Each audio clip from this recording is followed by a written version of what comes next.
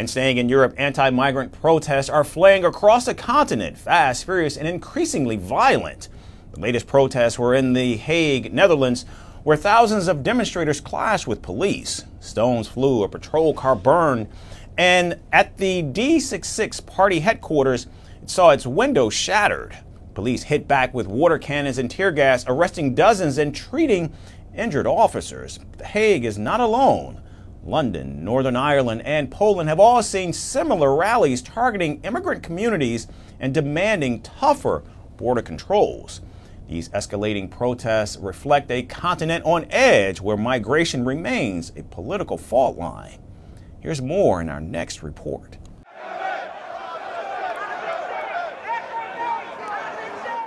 The Hague erupted in chaos on Saturday, streets filled with smoke as Dutch police fired tear gas and unleashed water cannons against thousands of anti-immigration demonstrators.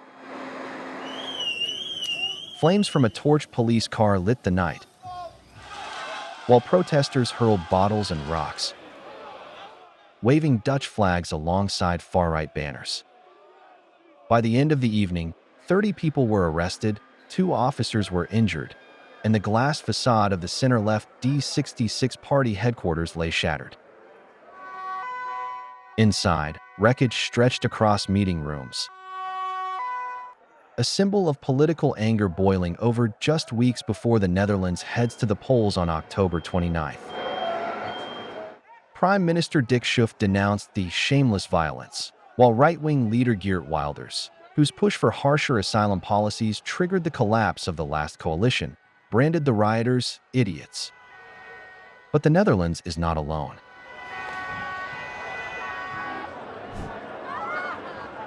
Across Europe, anti-migrant fury has spilled onto the streets with increasing ferocity.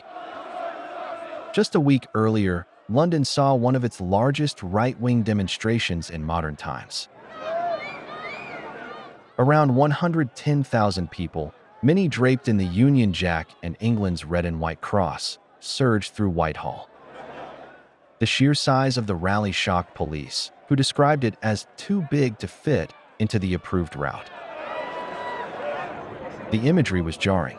Streets once symbolic of British governance were consumed by chants demanding mass deportations, MAGA hats flashing in the crowd, alongside Israeli and American flags.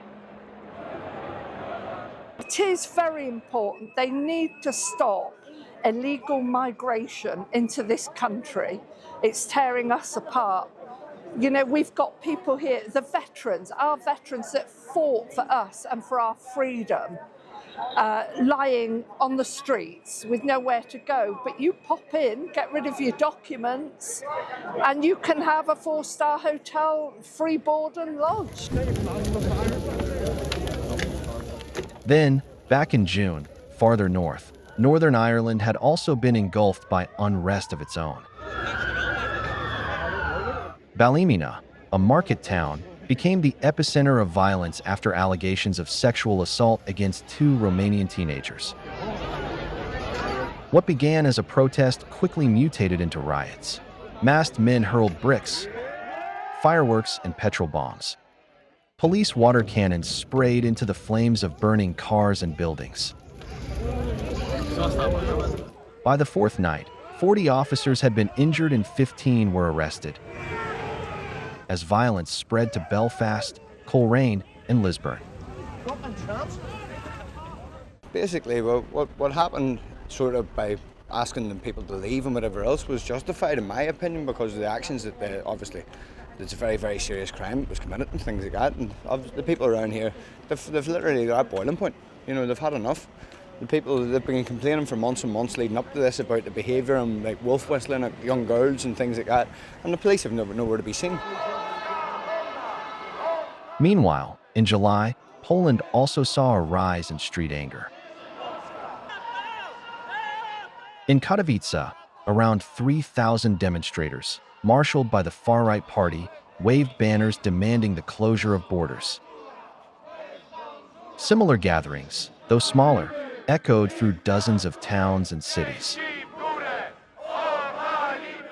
The rallies were fueled by fiery speeches from politicians who warned of a looming flood of outsiders. But figures show that official migration levels remain relatively low. Nationalist leaders called for deportations and praised border checks with Germany and Lithuania as necessary defenses.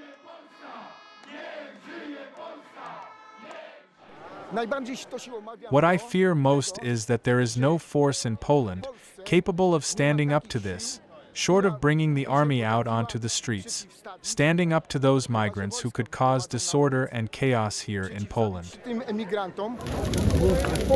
Across Europe, the pattern is unmistakable. In city after city, anti-migrant protests are escalating from marches into violent spectacles, marked by blazing vehicles, broken glass, and injured police. Governments scramble to contain the unrest, yet the fury continues to swell. From The Hague to London, Balimina to Katowice, a restless chorus grows louder.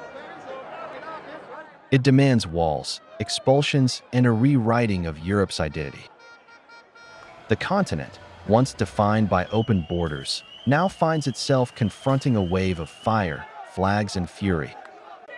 An uprising reshaping its political landscape street by street.